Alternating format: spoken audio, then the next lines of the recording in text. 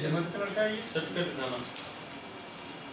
इसका है, ये यही तो मेरे पास था, वो लड़ाई करता था, उसी का लड़का है। बैठ जा तू बैठ जा।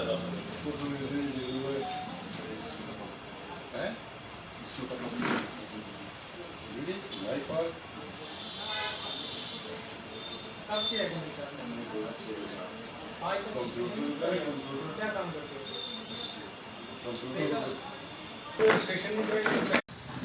गवर्नमेंट ऑफ इंडिया का, खासकर हमारे ऑनरेबल प्राइम मिनिस्टर और स्टेट गवर्नमेंट का ये एक इनिशिएटिव है जिसके तहत हर एक हेल्थ फैसिलिटी में, खासकर डिस्ट्रिक्ट हॉस्पिटल में और सब डिस्ट्रिक्ट हॉस्पिटल में शुरुआत में दवाइयों की दुकानें खोलनी हैं जिनको जन औषधि केंद्र कहते हैं। और ये दवाइयों की दुकानें होंगी, जेनरिक नेम की होंगी और इनकी जो कीमत होगी, जो मार्केट में दवाइयाँ मिलती हैं उनमें से बहुत कम दामों में, बड़े सस्ते दामों में ये दवाइयाँ मिलेंगी।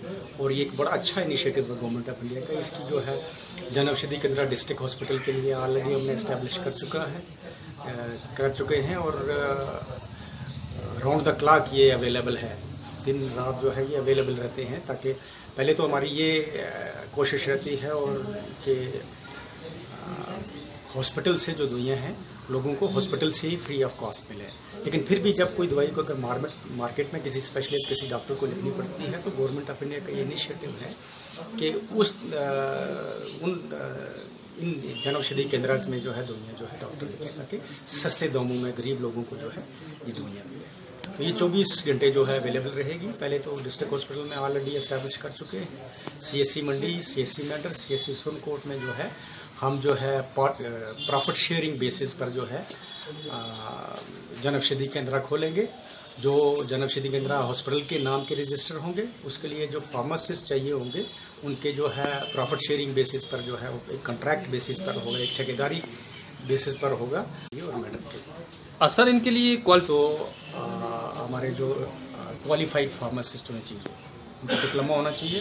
दूसरा जो है रजिस्ट्रेशन होनी चाहिए state medical council, paramedical council के साथ रजिस्ट्रेशन होना चाहिए। तीसरा जो है जन औषधि केंद्र खोलने के लिए इनका जो लाइसेंस होना चाहिए ड्रग कंट्रोलिंग अथॉरिटी का लाइसेंस इनका लगेगा। और प्रॉफिट शेयरिंग बेसिस पर जो है हमारे जो जन औषधि केंद्र खुलेंगे इन अस्पतालों में, जैसे 20% जो है प्रॉफिट होगा जो सेल होगी, उसमें से 5% जो होगा हॉस्पिटल के डेवलपमेंट फंड में जाएगा और बाकी 15% दो फार्मासिस्ट में 7.5% जो है प्रॉफिट इनको एज उसका जो है प्रॉफिट का शेयर जाएगा। तो सर हमारे 2 मंडी के लिए हैं, 2 सोनकोट के लिए, 2 मेडर के लिए जो है फार्मासिस्ट चाहिए।